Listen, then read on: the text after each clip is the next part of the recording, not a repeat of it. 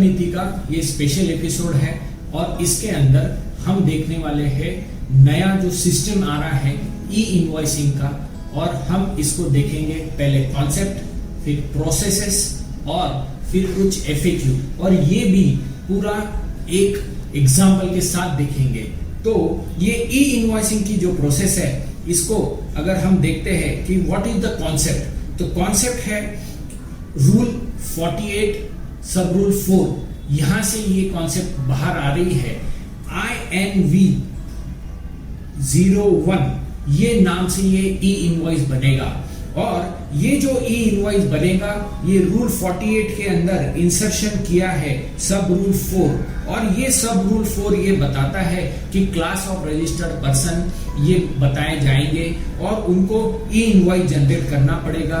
और ये e invoice generate करने के लिए इनवॉइस रेफरेंस नंबर ये सबसे मेन चीज रहेगी, और इसके साथ साथ एक बड़ी चीज बताई जा रही है, वो है इलेक्ट्रॉनिक पोर्टल जो ई इनवॉइस जनरेट करने के लिए यहां पर नॉमिनेट किया जा रहा है। फिर ये e invoice, what is an e invoice? E invoice stand for the electronic format of the invoice generated on invoice registration portal, यानी IRP पोर्टल के ऊपर जो जनरेट होगा उसे ई इनवॉइस बोला जाएगा। फिर हम देखते हैं what is the duty of the supplier, यानी जो इनवॉइस बना रहा है उसकी ड्यूटी क्या है। तो supplier shall make invoice in his accounting software and shall upload details on invoice registration portal through Jason file. उसके अकाउंटिंग सॉफ्टवेयर के अंदर उसने वो बिल बनाने हैं, इनवॉइस बनाने हैं, और फिर इसका डेटा अपलोड करना है सप्लायर ने। फिर IPR की ड्यूटी क्या है? तो IPR ये invoice registration portal shell make a E invoice, ये ई इनवॉइस बनाएगा जो डेटा अपलोड किया है सप्लायर ने उसके बेसिस पे। फिर ये IPR जो है इसको ई इनवॉइस में कन्वर्ट करके सप्लायर और रेसिपिएंट को ये डेटा भेजेगा, यानी e invoice will be send by IPR to supplier and recipient, और यही डेटा IPR जो है ई इनवॉइसेस का GSTN नेटवर्क को भी देगा। तो ये बहुत इंपॉर्टेंट फंक्शन रहेगा IRPs का, जो यही क्रक्स रहेगी और यही मेन पोर्टल रहेगा। फिर ये ई इनवॉइस के कंटेंट्स क्या होंगे? तो ई इनवॉइस जब बनेगा तो इसके कंटेंट्स के अंदर हमको देना आएगा QR कोड जो IRP जनरेट करेगा। फिर डिजिटल सिग्नेचर से ये साइन करेगा IRP ई इनवॉइस को, और सबसे मेन इसके अंदर है unique registration number for each invoice. ये URN जो है जिसको हम बोलते हैं इनवॉइस रजिस्ट्रेशन नंबर, ये बहुत इंपॉर्टेंट नंबर रहेगा जो IRP जनरेट करके देगा, या आपका भी जो सॉफ्टवेयर है अकाउंटिंग का उसके थ्रू भी जनरेट कर सकते हैं, पर इसका स्पेसिफाइड फॉर्मेट रहेगा, उसका अप्रूवल लेना पड़ेगा। फिर आगे क्या रोल रहेगा GSTN नेटवर्क का? तो GSTN नेटवर्क क्या करेगा कि ये यूनिक रजिस्ट्रेशन नंबर जो हैश वाला इनवॉइस है वो स्टोर करेगा। फिर यही इनवॉइस को वो अपडेट करेगा अनेक्शर 1 ऑफ द सेलर यानी सप्लायर। जो नए रिटर्न सिस्टम आ रही है 1 अप्रैल 2020 से, उसके अंदर अनेक्शर 1 या आउटवर्ड सप्लाईज के डिटेल रहेगा, ये ऑटो अपडेट हो जाएगा। और फिर यहां पर अनेक्शर 2 बायर का भी अपडेट हो जाएगा, और यही data in future e-way bill के लिए भी यूज होने वाला है। ऐसा ये GSTN नेटवर्क के रोल्स एंड रिस्पॉन्सिबिलिटीज रहेंगे। अब अनेक्शर 1 क्या है? अनेक्शर 1 ये जो नया रिटर्न सिस्टम आने वाला है उसमें ये ई इनवॉइस का डेटा जाकर अनेक्शर 1 यानी सेल रजिस्टर बनेगा, और इसी के बेसिस पे आगे हमको आउटवर्ड लायबिलिटी निकलेगी। फिर अनेक्शर 2 ये रेसिपिएंट का परचेज साइड का रजिस्टर हो गया, जो कि RET1 यानी नए रिटर्न्स के अंदर रहेगा। इसके अंदर इनवर्ड सप्लाईज के डिटेल्स अपने को मिलेंगे और फिर यही अनेक्स्चर 2 के बेसिस पे आगे ITC लेना है नहीं लेना है ये डिसाइड होगा। तो e invoicing will be the base for annexure 1 and annexure 2। अब ये जो प्रोविजंस है ये किसको लागू होने वाली है, ई इनवॉइसिंग की। तो 1 जनवरी 2020 से ये ऑप्शनल है ई इनवॉइसिंग, आप इसको ऑप्शनल बेसिस पे कर सकते हो। 1 अप्रैल 2020 से ये मैंडेटरी होने वाला है। जिनका 100 करोड़ के ऊपर टर्नओवर है, जिनका 500 करोड़ के ऊपर टर्नओवर है, उनको B2C के लिए भी ये ई इनवॉइसिंग मैंडेटरी होने वाला है। अब चलते हैं प्रोसेस के ऊपर कि ये कैसे काम करेगा। तो ये प्रोसेस के अंदर हम एक ग्राफिकल रिप्रेजेंटेशन लेते हैं। कस्टमर है और DTPL नाम का एक सप्लायर है, ये दोनों के बीच में ट्रांजैक्शन हो रही है और अपना इनवॉइस रजिस्ट्रेशन पोर्टल है। तो अब ये तीनों के बीच में कैसे काम होगा, यहाँ पर DTPL जो है इनवॉइस जनरेट करेगा, ये इनवॉइस जनरेट करके वो अपलोड करेगा IPR को। IPR इसको क्या करेगा, इसको ई इनवॉइस के अंदर फॉर्मेट में ये चेंज करेगा। ई इनवॉइस के फॉर्मेट में चेंज करके वो सप्लायर को देगा। फिर इसके अंदर क्या होगा, इसमें QR कोड भी मिल जाएगा, इसमें डिजिटल सिग्नेचर भी आ जाएगी, इसमें हैश भी आ जाएगा, यानी इनवॉइस रजिस्ट्रेशन नंबर जो कि IRP ने दिया है। फिर ये जो ई इनवॉइस है ये कस्टमर के पास में भी चला जाएगा। तो यही इनवॉइस फाइनल रहेगा। मैन्युअल इनवॉइस जो हम पहले करते थे वो नहीं चलेंगे। फिर आगे क्या होगा, आगे जो ये इनवॉइस रजिस्ट्रेशन पोर्टल है यही डेटा GSTN को देगा। जैसे ये GSTN को आगे डेटा फॉरवर्ड करेगा तो अब रोल शुरू होगा GSTN का। तो GSTN अनेक्स्चर 1 बना देगा।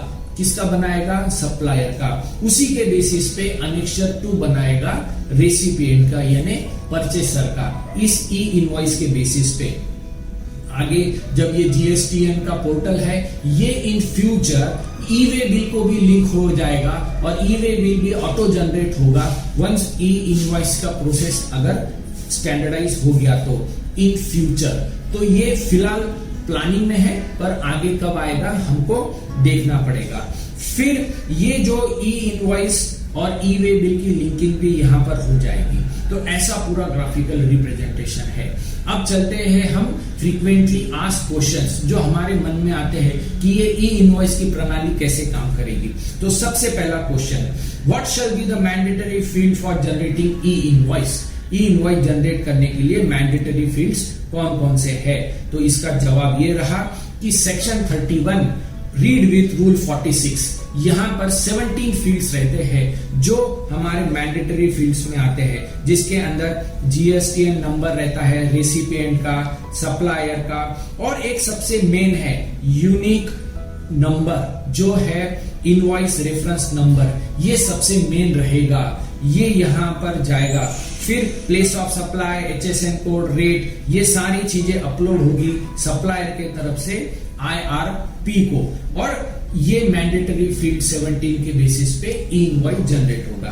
अब नेक्स्ट क्वेश्चन ये है, when shall the tax payer send the invoice to the recipient, when he makes the invoice in his own software और when he get the invoices registered by RRP with QR code and digital signature. तो इसका जवाब ये रहेगा कि ई invoice ये valid नहीं रहेगा unless and until it is registered on the portal.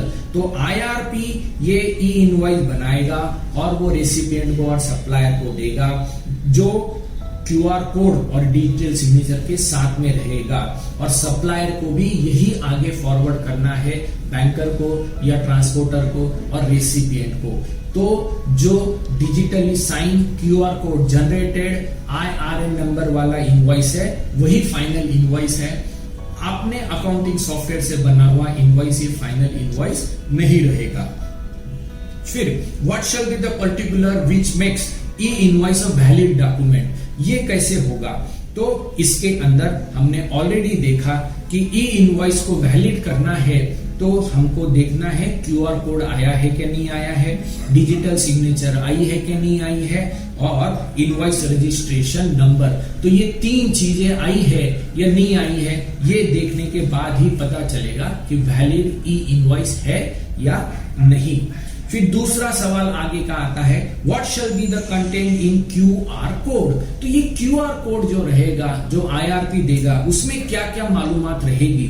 तो इसमें मालूमात जो रहने वाली है वो है जीएसटीएन नंबर सप्लायर का, रेसिपिएंट का, फिर इनवॉइस नंबर जो हमने डिस्कस किया, फिर इसके अंदर रहेगा आगे डेट रजिस्ट्रेशन ऑफ इनवॉइस, फिर इनवॉइस की value, taxable amount, gross value, tax के डिटेल्स, उसमें नंबर ऑफ लाइन आइटम्स, फिर HSN कोड वाइज समरी जिसके अंदर सब ये डिटेल्स रहेंगे।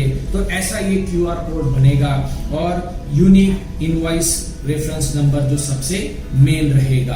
तो next question, what shall be the approximate time limit in which one shall gate E invoice after it is uploaded on IRP।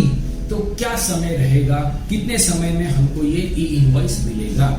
इसका जवाब ये है कि गवर्नमेंट ने जो क्लैरिफिकेशन दिया है कि ये इंफॉर्मेशन 24 घंटे के भीतर IRP के पास रहेगी और जैसे जैसे जोसन फाइल इनवॉइस की जाएगी, रियल टाइम बेसिस पे ई इनवॉइस IRP जनरेट करके ये वापस दे देंगे। तो ये रियल टाइम बेसिस पे एक ही दिन में पूरी ट्रांजैक्शन क्लोज होना चाहिए।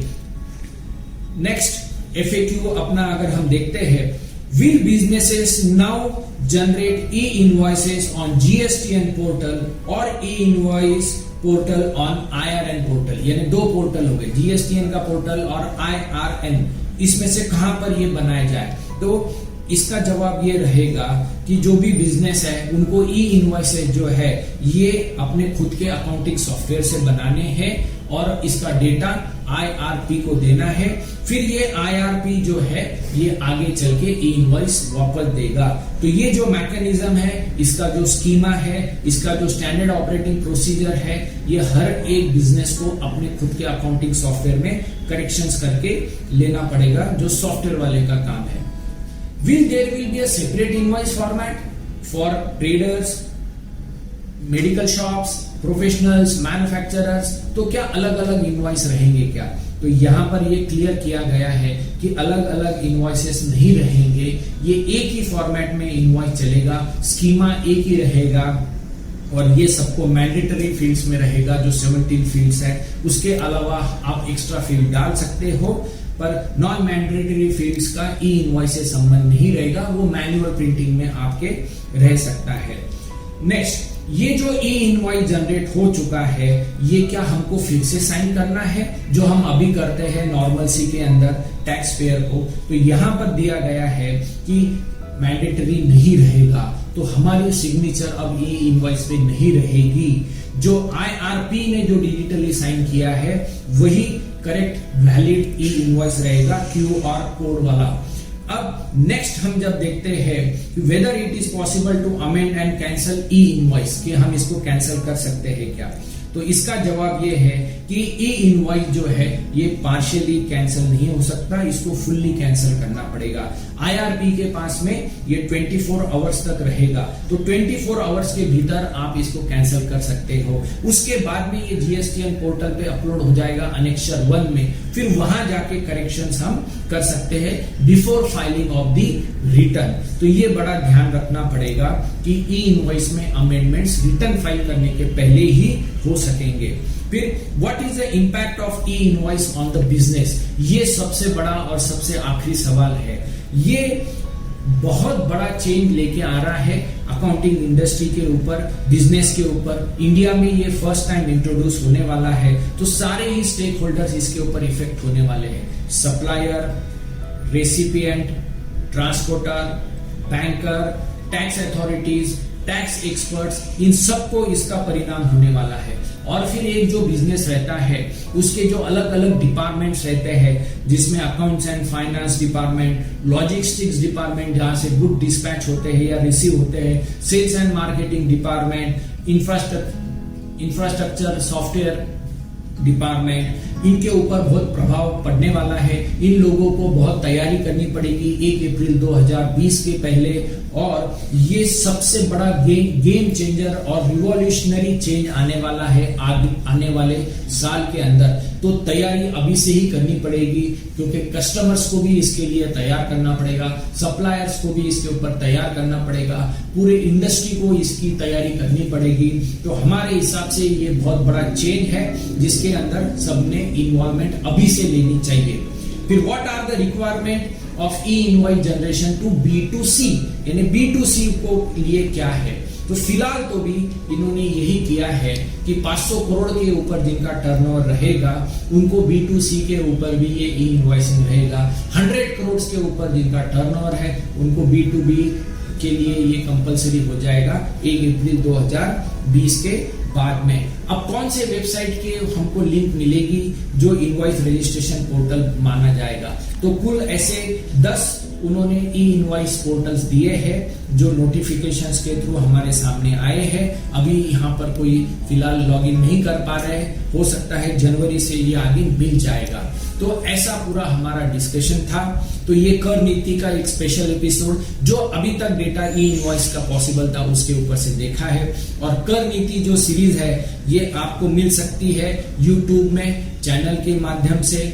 फिर आपको ये मिलेगी लोकमत के पेपर में हर मंडे मराठी और इंग्लिश में लोकमत टाइम्स के अंदर। फिर ये आपको टैक्स गुरु और सीए क्लब इंडिया के ऊपर भी मिलती है, और इसके यूट्यूब और इसके गूगल के ग्रुप्स भी है जहां पर आपको ईमेल में भी ये मालूमात मिलती है। इसके व्हाट्सएप ग्रुप्स भी है, तो आप इस पे ज्वाइन भी कर सकते हो। तो ये था हमारा कर नीति का एपिसोड जो ई इनवॉइस के ऊपर था, जो अभी तक जो मालूमात आई है उसके बेसिस पे हमने किया है। आगे जनवरी, फरवरी, मार्च में और भी मालूमात आएगी तो हम इसके ऊपर और भी चर्चा करेंगे। धन्यवाद। आपके सजेशंस, आपके क्वेश्चंस, आपके जो भी सुझाव है हमको भेजते रहिए और देखते रहिए कर नीति। Thank you.